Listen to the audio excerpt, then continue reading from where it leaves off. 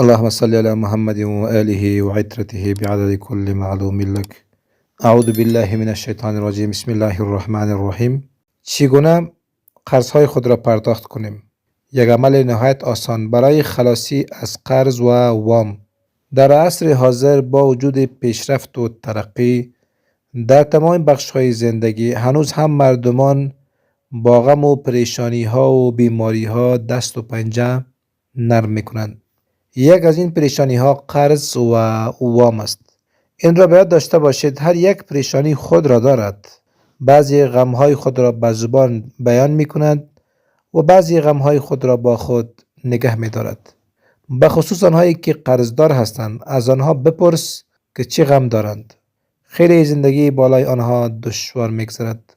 ایضا حل تمام مشکلات، تمام غم ها، تمام پریشانی ها یک راه دارد که طوق غلامی رسول خدا را به گردن خود بیاندازیم و آنچه رسول الله صلی الله علیه وسلم امر کرده با دو دیده قبول کنیم و عمل کنیم. امروز یک عمل نهایت آسان را به شما یاد میدهم. این عمل را با یقین و اعتماد کامل انجام بدهید. اگر غم و پریشانی تان باقی ماند، من امروز هم ضامن هستم و فردا هم ضامن خواهم بود.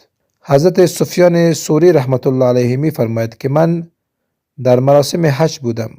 نوجوانی را دیدم که در هر قدم بر می داشت می گفت اللهم صل علی محمد و علی آل محمد.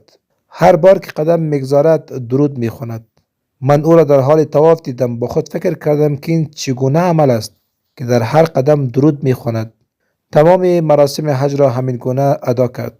من متعجب شدم و از وی پرسیدم ای نوجوان، تو این کار را چرا می کنی؟ آیا کدام دلیل و سابقه شرعی دارد؟ آن نوجوان گفت تو کیستی؟ گفت من سفیان ثوری هستم. گفت همان سفیان ثوری عراقی هستی؟ گفتم بله همان هستم. گفت آیا تو معرفت خدا را داری؟ گفتم بله. گفت چگونه خدا را میشناسی؟ گفتم آن ذاتی که شب را روز و روز را شب می سازد و طفل را در شکم مادر صورت می دهد، آن ذات خداوند است. آن نوجوان گفت که تو هنوز معرفت خدا را درست نداری. من گفتم ای نوجوان، پس تو خدا را از چی شناختی؟ نوجوان گفت من خدا را از اراده و تصمیم خود شناختم. وقتی تصمیم و اراده محکم می گیرم باز هم شکست می خورم. من می دانم که ذاتی است که اراده وی چیزی دیگری است و اراده من چیزی دیگری است. من از این تصمیم و اراده خود خدا را میشناسم. خوب، از این میگذریم. بگو تو چرا در هر قدم اللهم صل علی محمد و علی آل محمد میخوانی؟ نوجوان گفت من با مادرم یک جا برای حج به سوی مکه حرکت کردیم. در مسیر راه مادرم فوت کرد و من خیلی گریه میکردم. وقتی به مادرم نگاه کردم مادرم ورم کرده بود و صورتش سیاه شده بود. نهایت پریشان شدم که مادرم زن نیکی بود و همیشه صلوات و درود میخواند. پس چرا این گونه ورم کرده؟ چرا صورتش سیاه شده؟ خیلی گریه کردم که خدایا مردم مرا طعنه خواهد داد که مادر این پسر چی کاری بدی کرده که این گونه سیاه شده. من گریه و زاری کرده به درگاه خدا مصروف التجا بودم.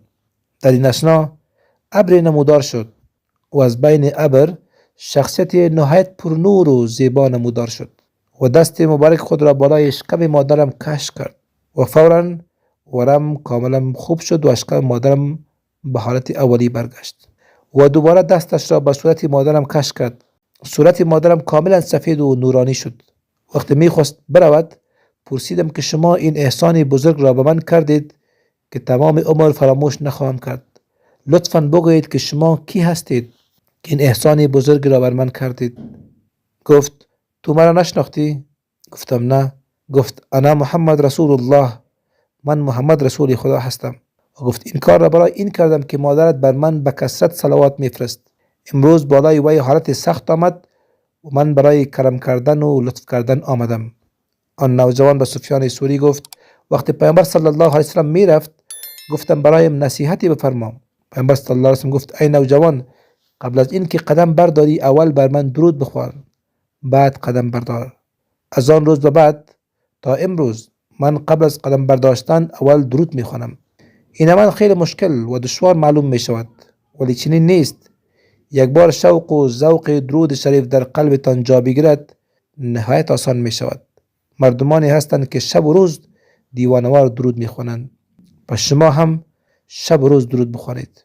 یک درود را خوش کنید، انتخاب کنید و آنقدر زیاد بخوانید که تمام فیوز و برکات همان یک درود در بدنتان، در روحتان جذب شود. درودها را رد و بدل نکنید، شب و روز بخوانید.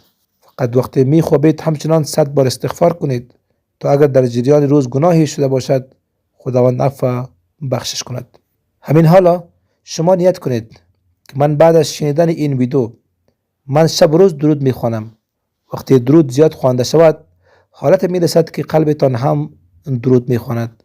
گاهی شما متوجه می شوید، گاهی نمی شوید و گاهی فکرتان هم درود می خواند، یعنی در تصور هم شما درود خوانده می روید.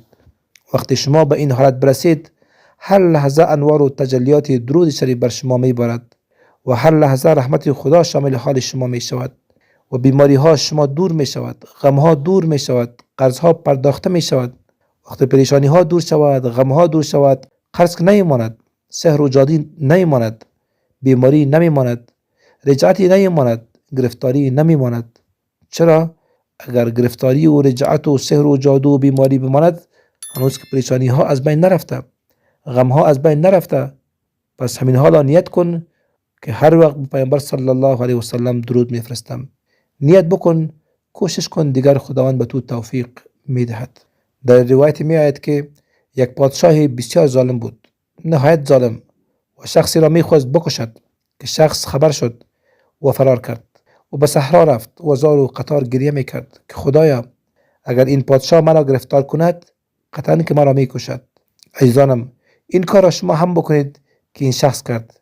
این شخص یک چاقو که با خود داشت گرفت چاقو را و جلوی خود یک خط کشید و گفت خدایا من در عراق هستم و محبوب تو در مدینه منوره است و من به مدینه منوره رفته نمیتوانم. من این خط را کشیدم، تصور میکنم که این روضه رسول خدا صلی الله علیه و سلم است. من رفته نمیتوانم، من این تصور را میکنم که من جلوی او ایستادم، به پیامبر درود و سلام میفرستم. خدایا من رسول الله صلی الله علیه و سلم را برای شفاعت به تو پیش میکنم. میگوید وقتی من به 1000 بار رسیدم درود میخواندم اللهم صل علی محمد و علی آل محمد. 1000 بار را تمام کردم که ندای غایبانه آمد و گفت که چی یک شافی یعنی شفاعت کننده بهترین را انتخاب کرده ای. حال به فکر برو، به شهر برو، به هر جا می روی برو، هیچ کس به تو چیزی گفته نمیتواند، بلکه آن پادشاه ظالم که میخواست تو را بکشد خودش مرده است. برو هر جا که می روی برو. عزیزانم شما در هر گوشه دنیا که هستید تصور کنید که جلوی روضه رسول الله صلی الله علیه وسلم ایستاده هستید، جلوی جالی های روضه رسول الله ایستاده هستید. این تصور را خوب محکم کنید و بگویید که خدایا من محمد محبوبت را برای تو شفیع ساختم تا شفاعت مرا بکند. ای خدایا شفاعت محبوبت را در حق من قبول کن و بعد آن 1000 بار بخوانید اللهم صل علی محمد و علی آل محمد. هر مشکلی که داری، هر مقصدی که داری، سحر و جادو باشد، مشکلات خانوادگی باشد، تنگی رزق و روزی باشد، بخت دختر پسرتان بسته باشد، در خانه بیماری داشته باشید یا خودتان بیمار باشید یا کدام جایدادی میخرید یا میفروشید، یعنی هر نوع مشکلی داشته باشید یا خیلی قرضدار باشید یا بندش در سفر و کار داشته باشید، هر چی باشد همان مشکلتان را در نظر گرفته 1000 بار بخوانید اللهم صل علی محمد و علی آل محمد. راز موافقت این عمل اخلاص و اعتقادتان است که شما چقدر به پیامبر اعتقاد دارید که محبوب خدا است و چقدر به الله یقین دارید که محبوب خدا را چقدر دوست دارد و مطمئن باشید که خواست شما هرگز رد نمی شود. اگر اعتقادتان قوی باشد این عمل در یک شب هم نتیجه می دهد. اگر یقین و جذبه و احساساتتان مثل همان نوجوان عراقی باشد و اگر اعتقادتان ضعیف باشد این عمل را هر شب کنید تا وقتی به هدف و مقصدتان برسید. این عمل را از طرف شب قبل از خواب انجام بدهید. همچنان این عمل را برای تمام مقاصد دنیوی و اخرویتان نیز خوانده می توانید و اگر به مقاصد و اهدافتان هم رسیدید این درود شریف را شب روز به کثرت بخوانید دنیا و آخرتتان گل و گلزار می شود. هر قدر زیادتر بخوانید همان قدر به پیامبر صلی الله علیه و سلم نزدیکتر می شوید و بهتر است این درود را وقتی در جریان روز نشسته ایستاده در حال راه رفتن همیشه می خوانید استغفار را هم ضایع آن کنید، چون عصر حاضر نحوست گناهان نهایت زیاد است تا گناهان ما هم عفو شود و فیوز و برکات درود هم نصیب ما شود. به این شکل بخوانید بهتر است. اللهم صل علی محمد و علی آل محمد. استغفر الله. خداوند متعال مشکلات همه را حل کند. تمام بیماران را که در خانه ها هستند یا در بیمارستان ها هستند شفای عاجل و کامل نصیب فرماید. تا ویدیوی بعدی، خدا نگهدار.